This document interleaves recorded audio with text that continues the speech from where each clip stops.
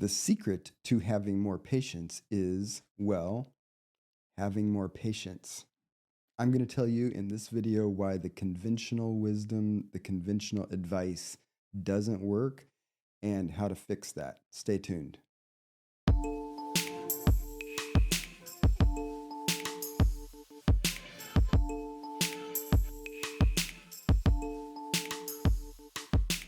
Welcome to Wellness with John. I'm John Peters, and these are resources to help you thrive. So in this video, I'm going to talk about how to have more patience, because this is a common thing that we therapists hear from the people we work with. Whether it's the central reason people go to therapy, it's often an aspect of what people are noticing, that they're impatient and that they'd like to be more patient, like with a family member or at their job and things like that. And the conventional wisdom about how to be more patient is mostly inadequate. And I'm going to tell you why. And the short answer is that the white knuckle approach doesn't tend to work, and the cognitive approach is on the right track, but still inadequate. So if you go Google how to have more patience, there's a ton of articles that people have put on blogs and at various places on the web about things to do to have more patience. And, they tend to point toward the logical things, which is just try to be less stressed. So when you're less stressed, you'll have more patience. Or, try to reframe the idea that's in your head, which is actually a good idea of an approach. For example, if someone says, well, I'm frequently impatient with my roommate because my roommate is slow to do the dishes when it's her turn. And so sometimes just reframing that, like, okay, so my roommate's going to be slow. Sometimes I have to remind her. And you change your cognitive approach to the situation so that the underlying thing that's driving the thoughts that lead you to be impatient are more flexible. And so then patience is improved. And that is certainly a component of how we should try to improve patience in situations where a common recurring type of thing about which we're impatient is occurring. We need to take a look at how are we experiencing that? What are we thinking about it? What's driving that expectation, the must or the should that exists there to drive the impatience? But the one thing that's missing from these discussions of patience is how to improve your capacity to be patient. And, again, if you go Google how to be more patient, some of the articles on the topic are going to say practice mindfulness, okay? And that's on the right track, but again, inadequate because it doesn't really help people learn how to practice it. And this is important because you can't really just throw that out there like, get good exercise, eat healthy food, do mindfulness, and expect people to understand what that means in a way that translates into actual behavior that gets the result that people want, okay? If you've watched other videos on my channel, you know that I'm a proponent of mindfulness. But part of what I teach people is that you have to do certain types of practices and you have to do them in certain ways in order to get the valuable and desirable results from them. Because just once a week, having a little mindful walk in the forest, it's going to be soothing, but it's not going to translate into the types of changes that people typically want out of therapy, out of mindfulness practices, okay? And the reason that you need to address this issue of capacity is that, again, as I've explained in other videos, some things in life take skill. Some things in life don't take skill, but take fitness. And some things take both skill and fitness, right? So if you could think about patience as really being low on the skill scale, but somewhat high on the fitness scale. So in the analogy to physical performance, I would actually call being patient more like doing push-ups. than juggling a kettlebell because i- to some degree, when we're trying to be patient, we're usually in a complex situation. It's got a lot of different moving parts to it, and maybe kind of complex, like a family interaction after you get home from work with your kids. That's obviously kind of complex, certainly skill uh, in terms of communication and parenting and navigating a particular situation. Skill matters, okay? But typically, if you look at the decision making that's going on in a situation like that, it's pretty straightforward. Like we got to get dinner made so that we can all eat dinner before we have to do homework. Okay, so there's not that much skill in terms of deciding what the goals are, what the proper sequence of the process might be in the situation. But what's often lacking is the capacity. So that's why I tend to say it's kind of more simple in terms of skill, but you have to have the fitness to be able to perform. Okay.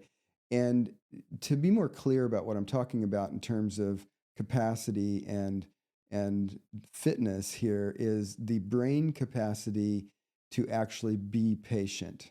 Because usually when people are impatient, they have some awareness that, yeah, I should be more patient. I'm trying to be more patient.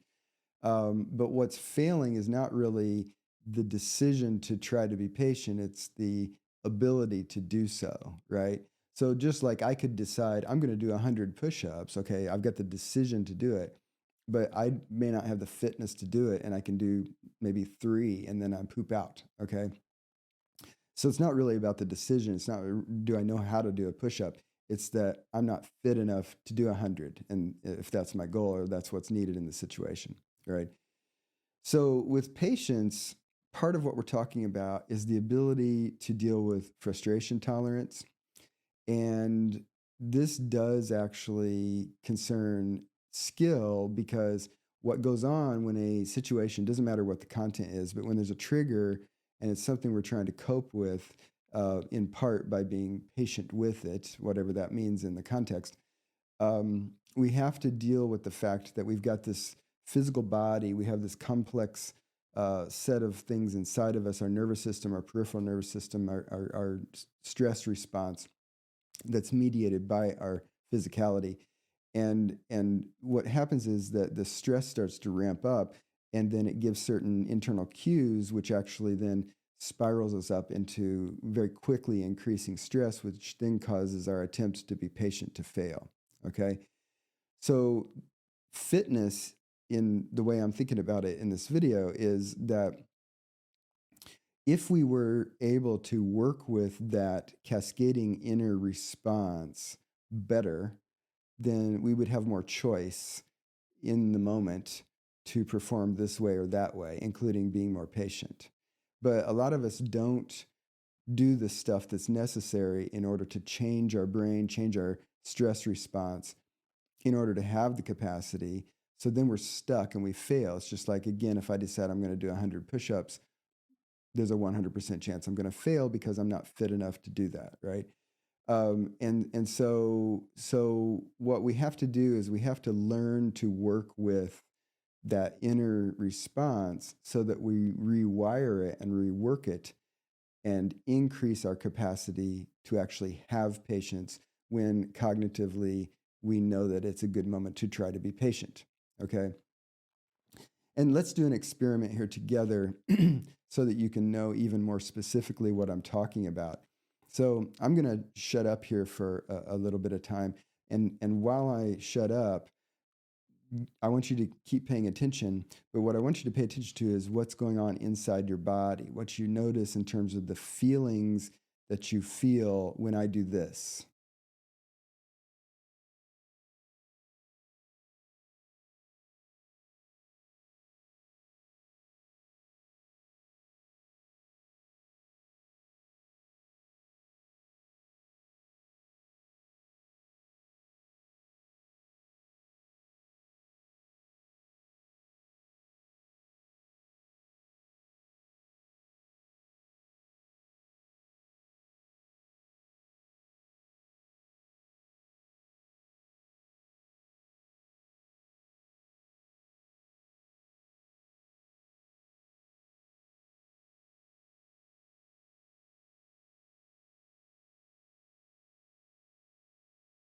So if you stuck with me and are still with me at this point, um, what you probably noticed was that there was unease in your body, right? So regardless what you were thinking about, like John's stupid, this is stupid, I should go do something else.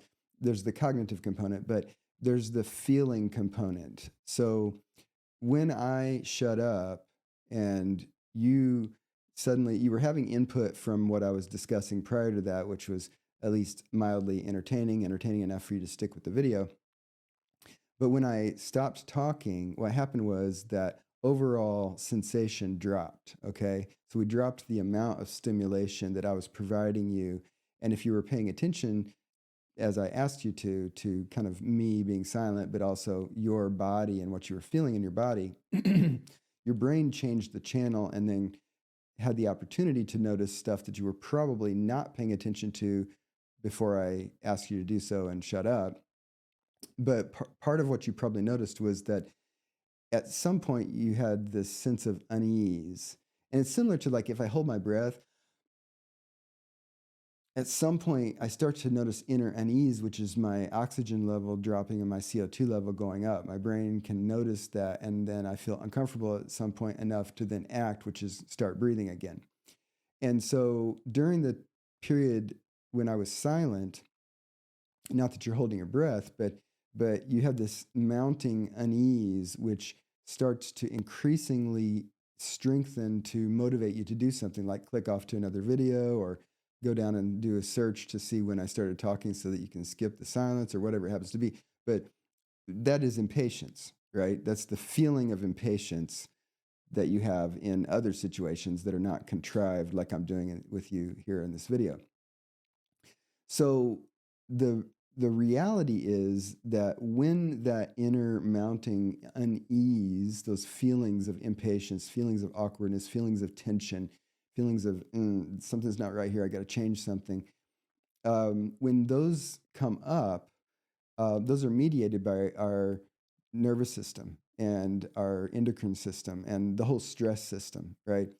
And the reality is that through certain practices, you can actually change and rewire how your brain drives that whole response so that when you're not in true danger, that you don't get a false hit on danger, therefore you don't get as much of that quickly strengthening inner unease. And if you have less of that inner unease, you will be more patient when you are choosing to try to be patient.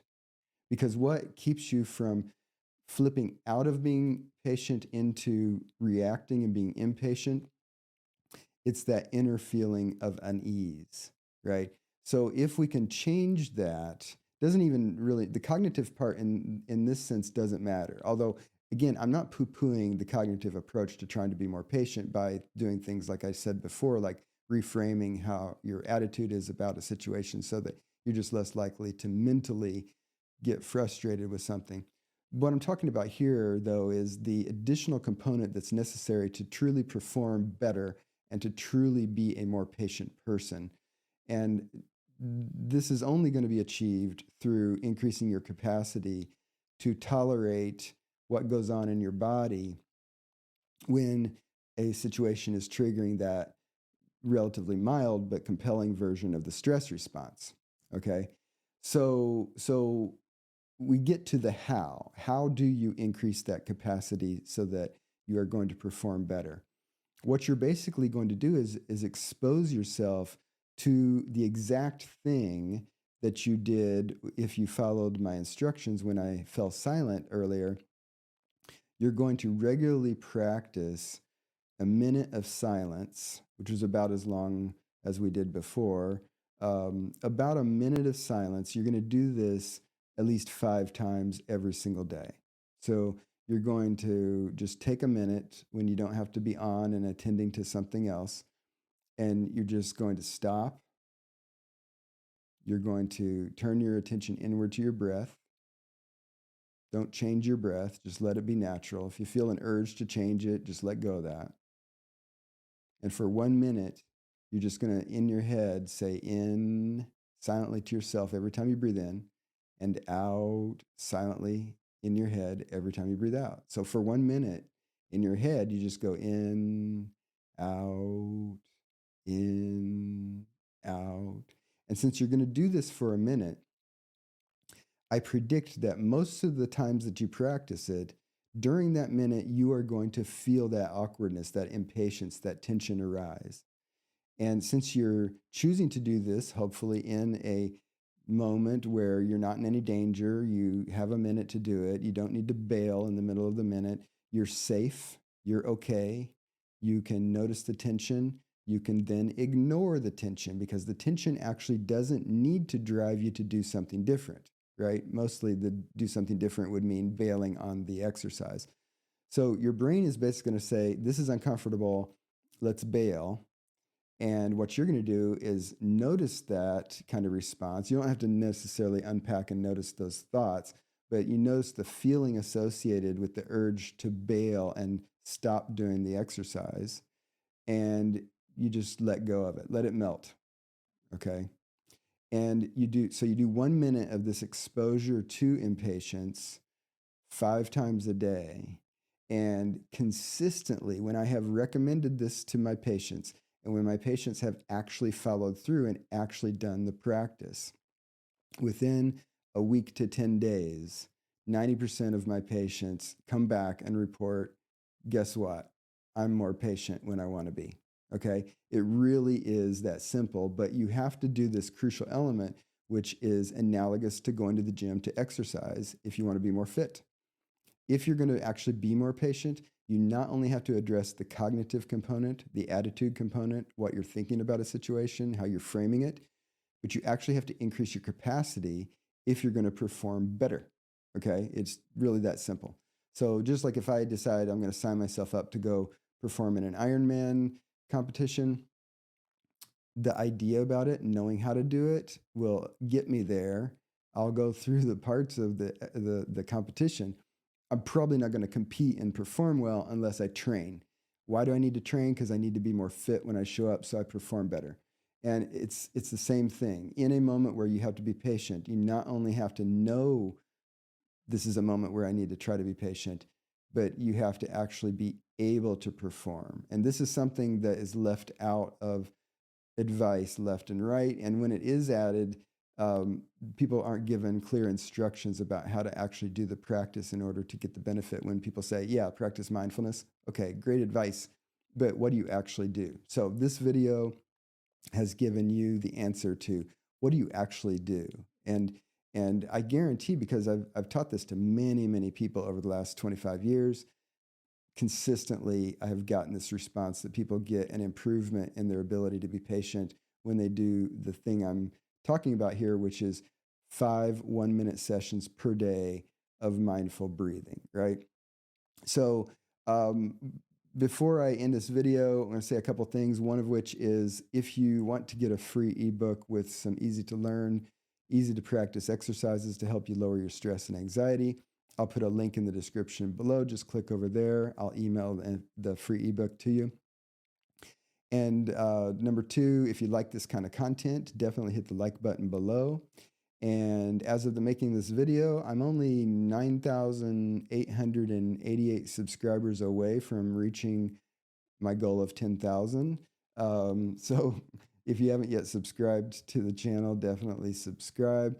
And if you do practice these practices and they work for you, I invite you to come back and comment on the video and report back in terms of how they worked for you, because I enjoy getting that kind of feedback. So thanks for joining me today, and I'll see you in an upcoming video.